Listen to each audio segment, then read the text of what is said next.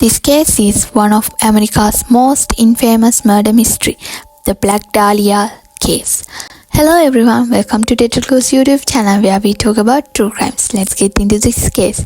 January 15, 1947 at 10 am, Betty Bersinger and her 3-year-old daughter were running errands. They were in Lidmart Park in Los Angeles. This was known to be a quiet and undeveloped area, and two of stumbled across something. At first, Betty thought it was mannequin, but it wasn't. It was a body of a woman. She was pale and naked, mutilated, cut in half, and her mouth had been cut from the corner up to the eye.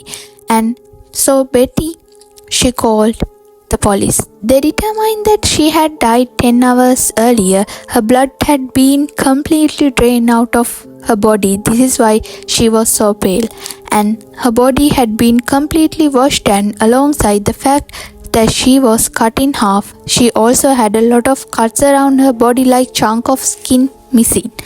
The body was also said to lie posed by the killer, and unfortunately it came out that when the cuts on her mouth were done, she was alive. The cuts were also said to be precise, almost surgical, and they believe whoever did this had medical training. There were literally a mark on her wrist and ankle showing that she had been tied up. She was said to be around 5 feet and weighed around 52 kilos. This woman was said to be really beautiful. She had dark hair and blue eyes. Her official cause of death was blunt force trauma on her head, and eventually they were able to identify her through her prints. The Black Dahlia was identified to be Elizabeth Short. She was only 22 years old. In January 1947, an editor got a call from supposed killer. He was congratulating him on how well he covered the case. He said on this call that he was eventually gonna turn himself in, but he wanted the police to chase him a little bit more. He also warned that few more letters were to come. As he said, their letters has came. Letters from the all cutouts were used to form the message saying, "Here's the Dahlia's belongings." This letter had pictures, her business card, and address book with some pages ripped out. A partial fingerprint was found on this letter, but it never matched to anyone. The police would go to receive 13 more letters from this killer. One of the first suspects was a guy called Robert Manley. He was the last person to see Elizabeth live, except they didn't really have anything on him. He started pursuing Elizabeth, but she was kind of rejected him.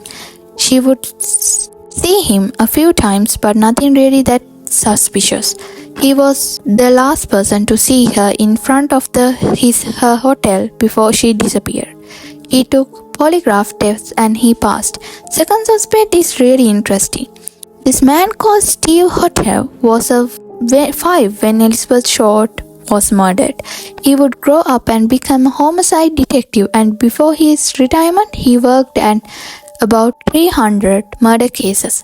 After his retirement, he came out and claimed that he believed that his father was the one who committed the murder. This man, the father called George Hodel, was said to have extremely high IQ, and he got through medical school like it was nothing.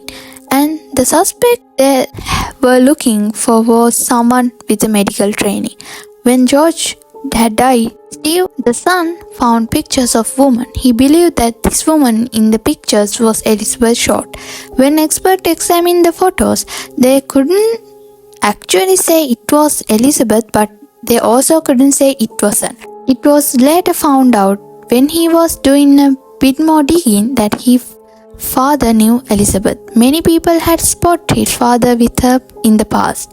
He got forensic scientists to examine his handwriting next to one of the letters that the killer sent, and there was a potential match.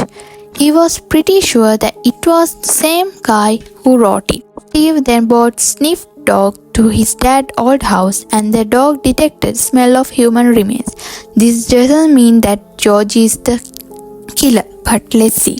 He also took sample of the dirt in his father's backyard, and it did also test positive for human remains, but Elizabeth was never buried.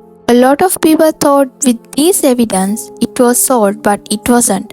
And one day, for last evidence is pile of clothes on the beach with note saying, "To whom it may concern, I write for police to capture me for Black Dahlia's killing, but of not. I am too much of coward to turn myself in, so this is the best way to do it. I couldn't help myself for this. Sorry, Mary." This didn't lead to anything, so this case went cold. Case is still remain mystery. So if you like to know about more cases like this, please subscribe our channel. Thank you for watching.